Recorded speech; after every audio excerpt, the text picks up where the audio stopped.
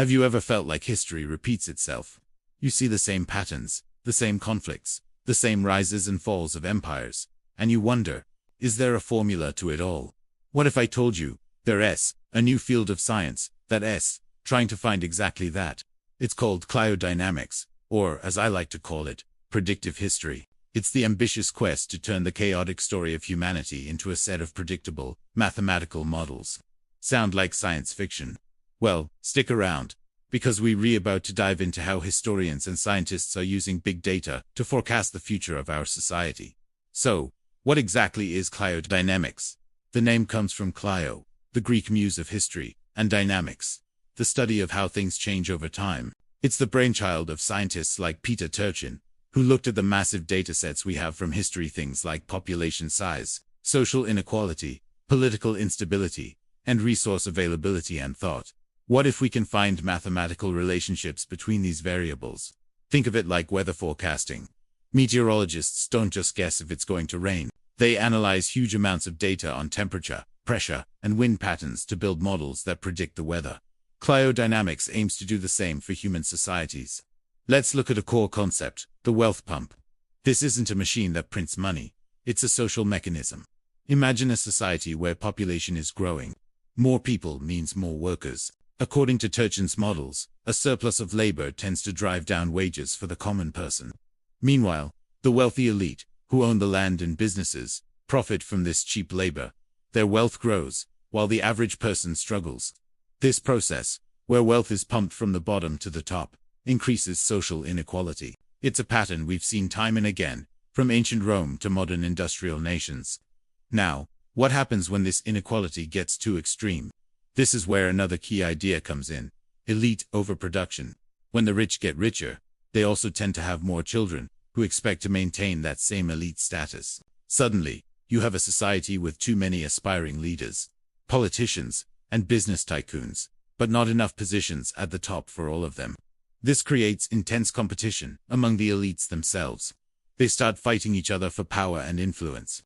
You get political factions, infighting, and a breakdown of cooperation. The government becomes paralyzed, unable to solve the country's real problems. Combine this elite infighting with a large population of poor, frustrated, and angry citizens, and you have a recipe for disaster. This is what cryodynamics identifies as a period of high social instability. It's like a dry forest waiting for a spark. The model suggests that societies go through long cycles, roughly every 200 to 300 years, of integration and disintegration. There are periods of peace and prosperity, followed by periods of tension and conflict.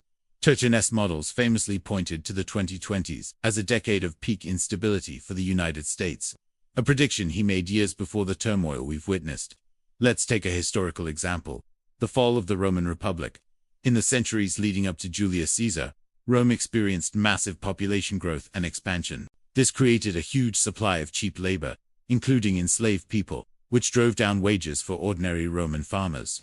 Many lost their land and flocked to the city of Rome, becoming a restless urban poor. At the same time, a small number of aristocratic families became fantastically wealthy from their vast estates and conquests. This was the wealth pump in full effect. Then came elite overproduction. The number of senators and powerful figures vying for control exploded, leading to brutal civil wars between figures like Marius, Sulla, Pompey, and Caesar. The system couldn't handle the internal pressure, and the Republic collapsed, giving way to the Roman Empire. Of course, cryodynamics has its critics. Many traditional historians argue that you couldn't reduce the beautiful complexity of human history to a set of equations. They say that unique events, powerful ideas, and the choices of individual leaders matter more than any mathematical model can capture.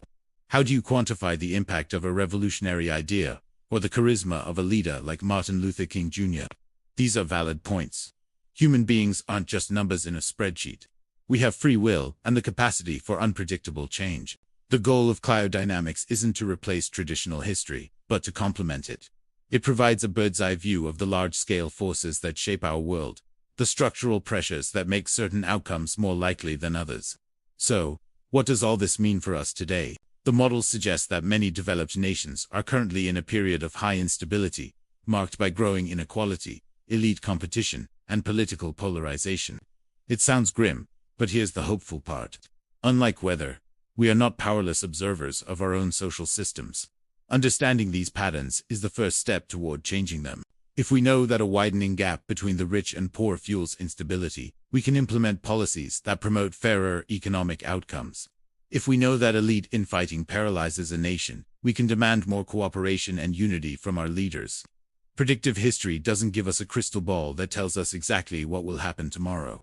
What it does give us is a map. It shows us the terrain we are navigating as a society, highlighting the dangerous cliffs of instability and the potential paths toward a more stable and prosperous future.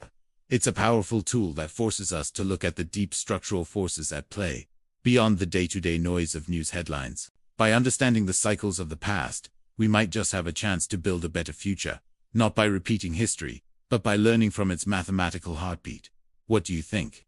Is history a predictable science, or is it a story full of unpredictable twists and turns? Let me know your thoughts in the comments below. And if you found this journey into predictive history fascinating, don't forget to like this video and subscribe for more deep dives into the big ideas shaping our world. Thanks for watching, and I'll see you in the next one.